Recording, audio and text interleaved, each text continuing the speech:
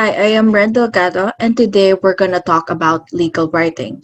I'm going to cover topics like the definition of legal writing, the types of legal writing, and the elements of legal writing. So, first, let us define what is legal writing. So, legal writing is the kind of writing used by lawyers, law professors, judges, and other workers in the field of law to express legal rights, obligations, and opinions. The types of legal writing. First is informative writing. It conveys information on an issue involving the law or a person's legal rights. This type of writing does not take sides.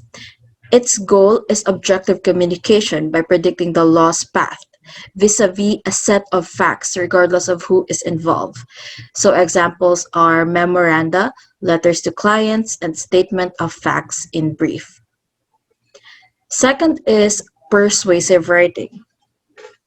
So this convinces a reader to accept a certain viewpoint. Here, the writer argues for a particular side or perspective. He is expected to use available legal tools to support his thesis. These may be pieces of evidence offered in court, sections of the law, decisions of the Supreme Court, opinions of legal authorities on a subject, and examples are academic legal writing, motions, pleadings, and argument section of the brief.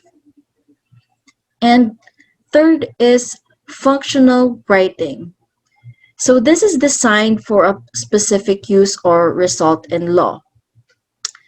And some specific format like ceremony or legal requirement may be present in this type of writing. This type of writing need not be analytical nor persuasive. It is enough to be accurate and complete yet understandable.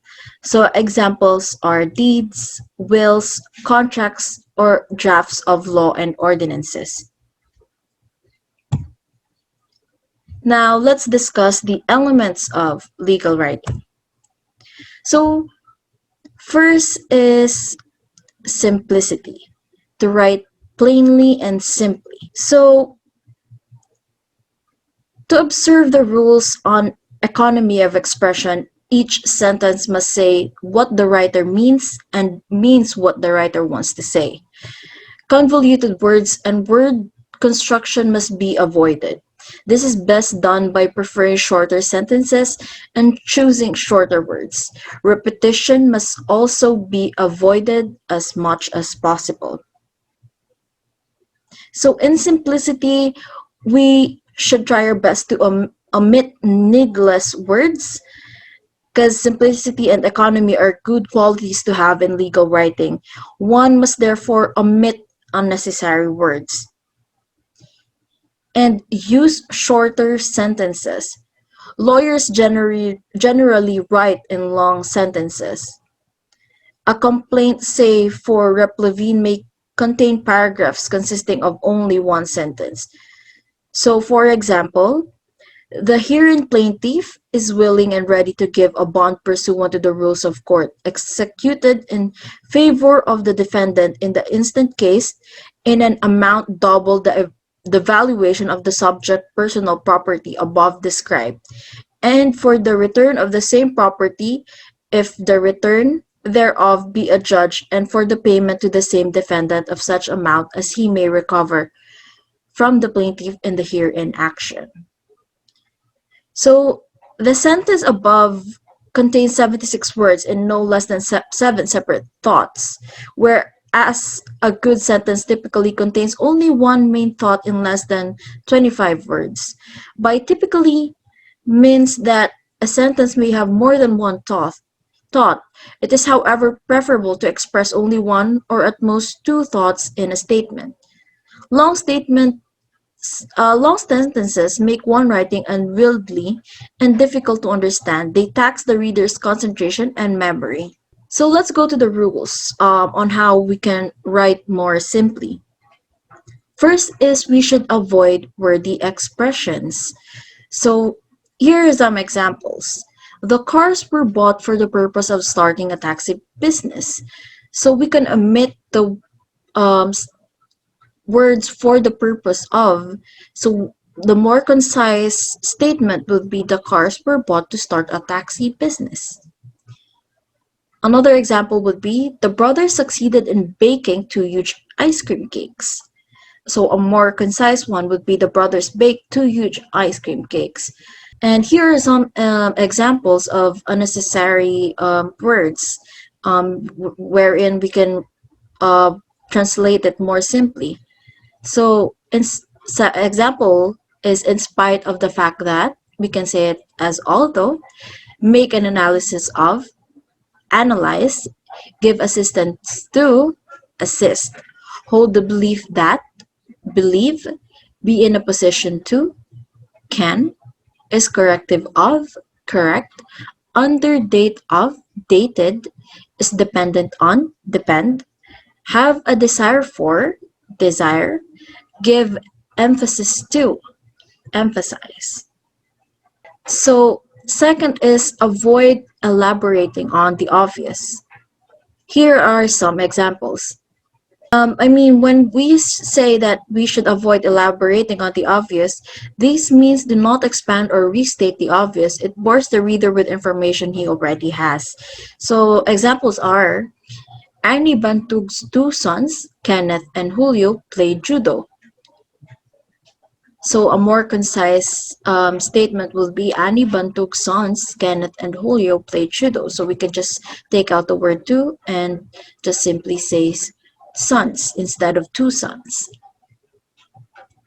And another example would be, needless to say, you are your mother's favorite. It goes without saying, you are your mother's favorite. So it's unnecessary to say, needless to say, or it goes without saying, because it would still end up the same. The more concise statement will be, you are your mother's favorite.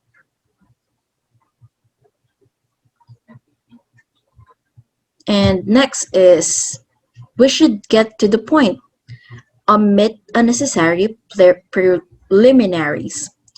So, wordy example, we are very proud and happy to announce that our office won the golf championship this year. So, a more concise sentence would be, our office won the golf championship this year. Another one is, there is no doubt that some people will disagree with me, but in my opinion, I firmly believe that teachers should not anymore run as board members of the PTA. So a more concise one would be, I believe that teachers should not anymore run as board members of the PTA. Avoid tautology. So this means doing away with unnecessary repetition of an idea in different words. So a wordy example is, the guest stood up during the flag ceremony. Concise example, the guest stood during the flag ceremony. Another wordy example, please voice out your opinion, when we can just say, please voice your opinion. So we omitted the words up and out.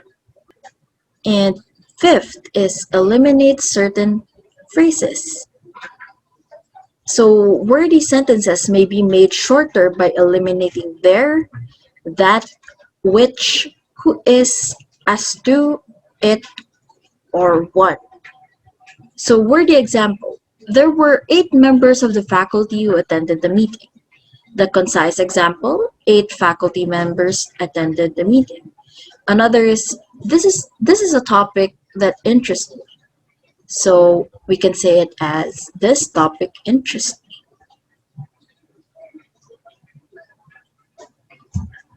Six is minimize the use of connectives and relative pronouns. So what are connectives?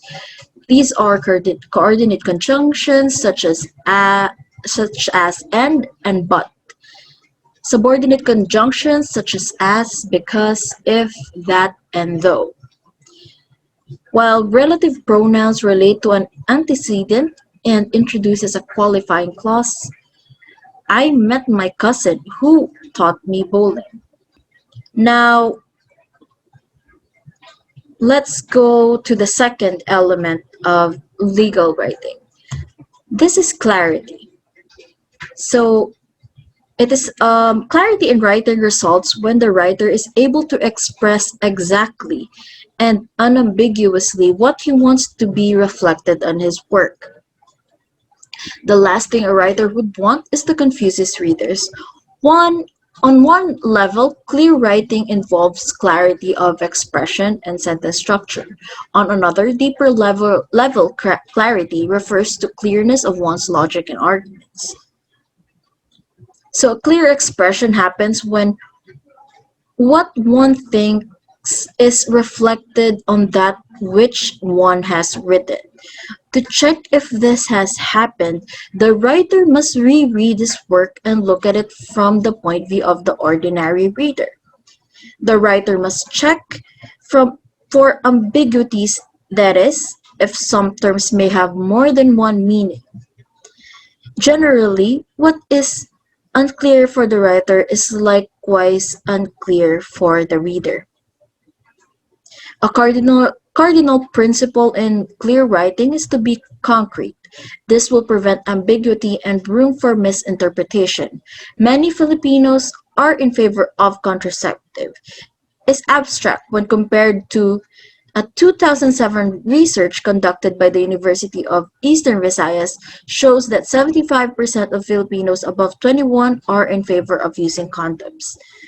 When one cannot help using an abstract statement, this must be followed by concrete examples. So, before I discuss the rules on how we can write clearer, uh, let me just talk about the things to avoid so that there will be clarity in one's work.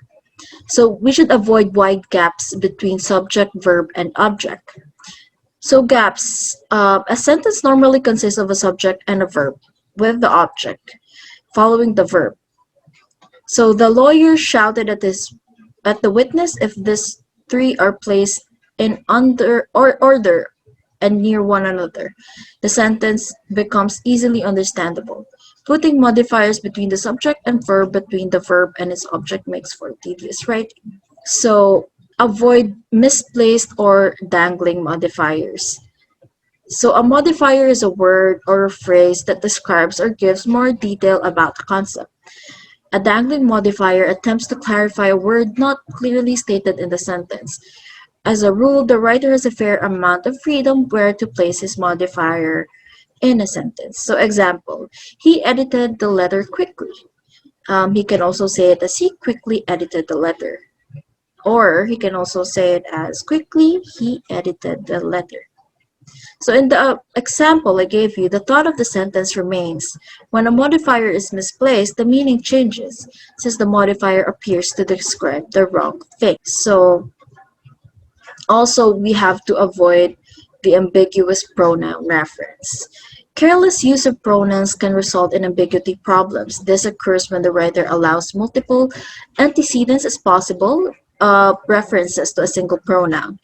Pronoun, when not placed properly, can point to the wrong noun, thereby changing the meaning of the sentence. So, for example, your skills will surely benefit your friends, so be sure to use them.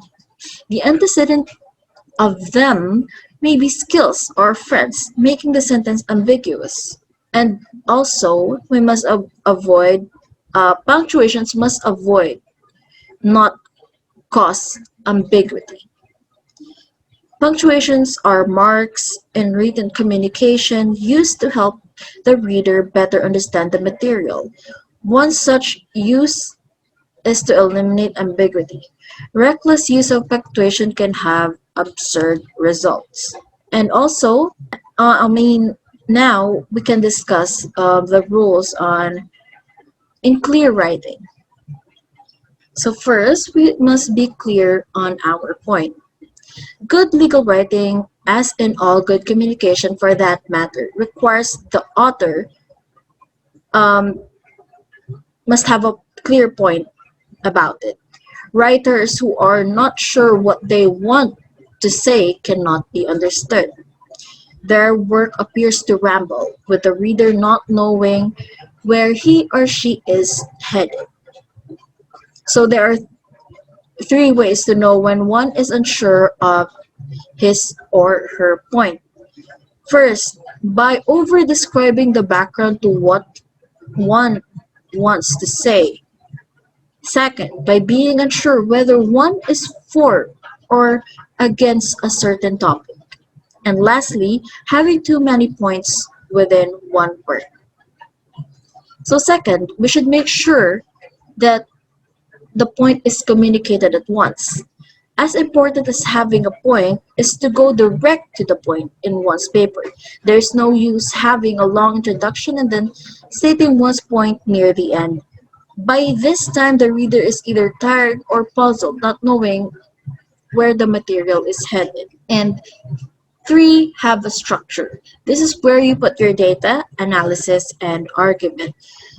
The introduction, for example, must already contain a summary or abstract of your work.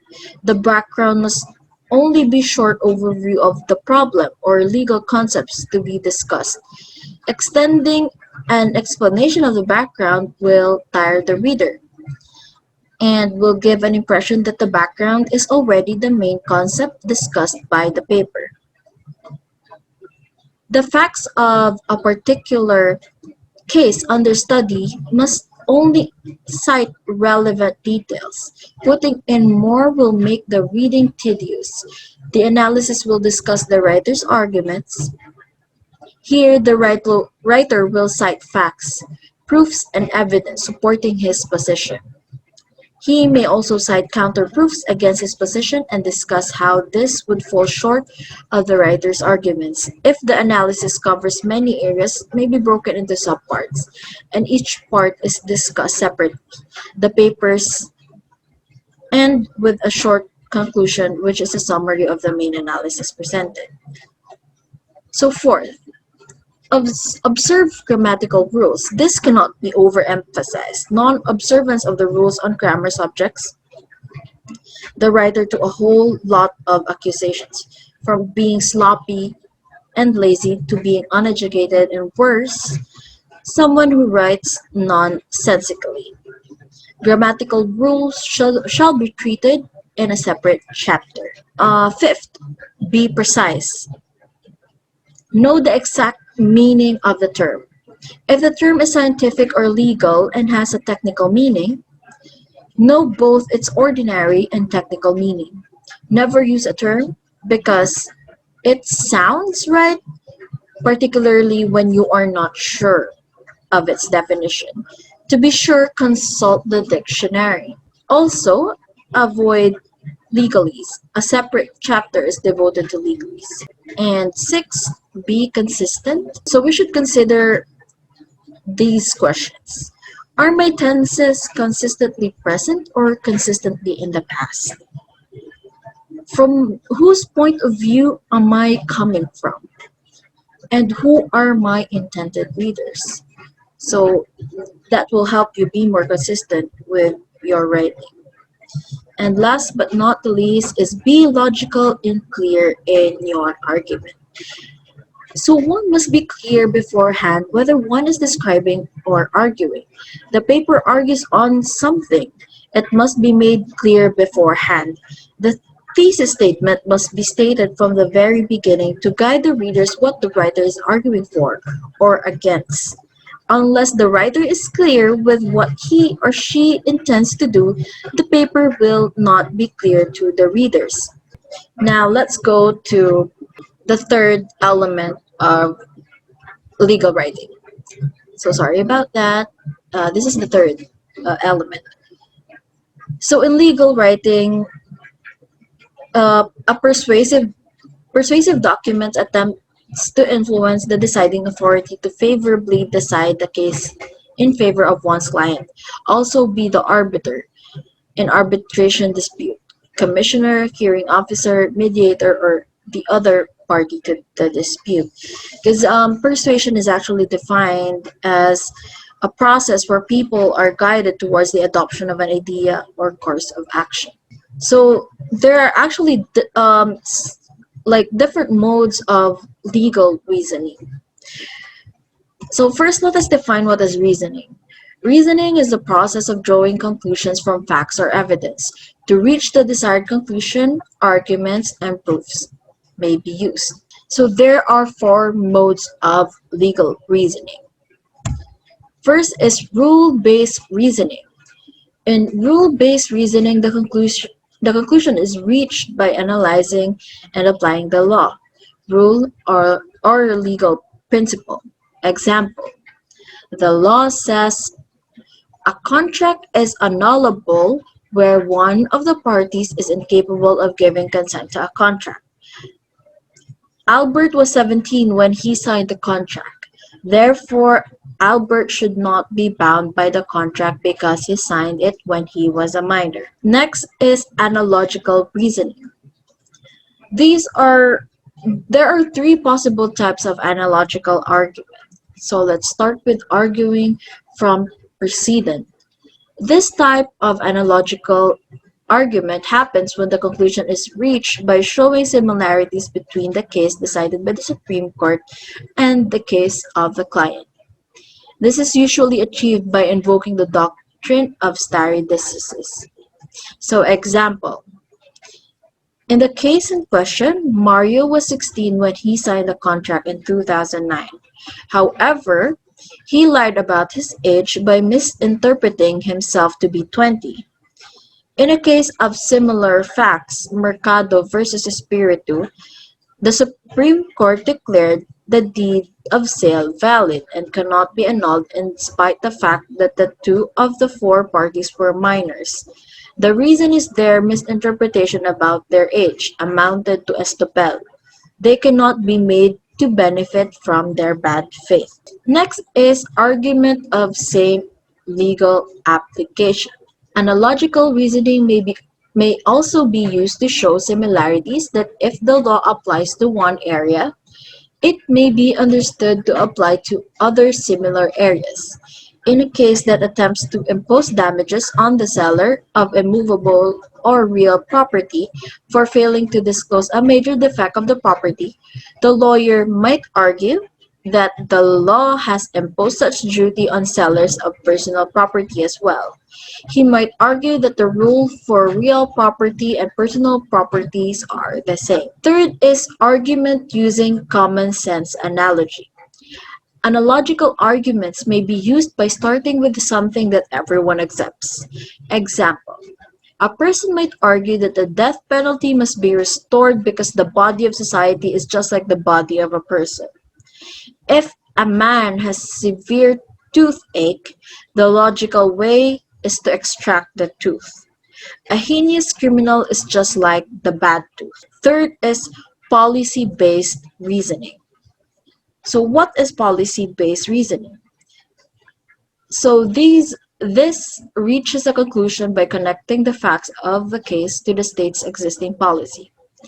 So what would be best for society at large in determining what acts are unlawful as they are deemed injurious to the public or contrary to the public good? Thus, an agreement is against public policy if it is injurious to the interests of society, violates some public statute, is against good morals, tends to interfere with the public welfare or safety, or if it is at war with the interests of society and is in conflict with the morals of the time. So example, Mario should not be bound by the contract. Young people whose minds and morals are not yet fully formed should not suffer from the harmful consequences of those acts which they themselves could not fully consent to. He is not yet mature enough to consider the full consequences of his decisions. He deserves to be protected, not punished. So last is narrative reasoning. Narrative reasoning is the conclusion by telling a story that shows the context, description, and perspective that appeals to commonly held ideas of justice, mercy, or fairness. Example, is narrative where there is possibility of undue influence. Mario should not be bound by the contract he signed because Joey, the car dealer for 25 years, pressured Mario, discouraged him from calling his parents to ask for advice, and telling him that another buyer was looking at the car at the very moment. Joey lowered his voice and said, "I'll tell you what I'll do. I'll give you a bonus of 5,000 on top of your selling price if you will allow me to facilitate the sale of your car to the buyer. This bonus is a secret between us." So that is the end of my discussion for our topic on legal writing. And I have my partner, Albert, to discuss his part on this presentation. Thank you so much.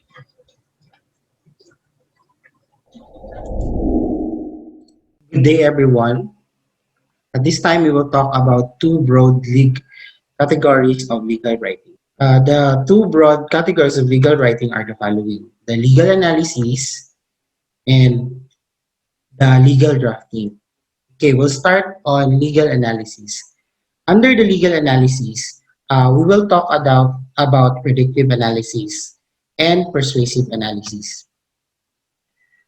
In predictive analysis, predictive document deals with a legal question in three ways. First one is analysis. The facts and law are analyzed and studied closely. Then, the facts are then applied to the law for jurisprudence and they are interpreted according to the meaning of the law. The second one question is the prediction. The outcome of the legal question, whether positive or negative, is predicted. And the third is recommendation. The writer, based on the facts and law, gives his advice or recommendation as to what is the best line of action under the circumstances. Now, on the second part, persuasive analysis, a persuasive document attempt to persuade a judge or arbiter or any other deciding authority to decide the case in favor of the writer's client. Example of that is the pleadings, motions, and briefs. Under the second part of the broad categories of legal writing is the legal drafting. By this, the functional type of legal writing. Here, the writer creates a legally binding document. Example of these are contracts, deeds, wills, and testament. Now, we will proceed with definition of terms in legal writing. The first one is memorandum. It is literally to be remembered as a meaning. This is a paper that explains and summarizes specific points of law for a judge, for another attorney, or for a client. The next one is pleading. This is the formal presentation of claims and defenses by parties to a lawsuit.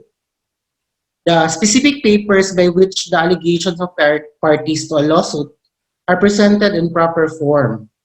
Specifically, the complaint of a plaintiff and the answer of a defendant plus any additional responses to those papers that are authorized by law. The next is motion.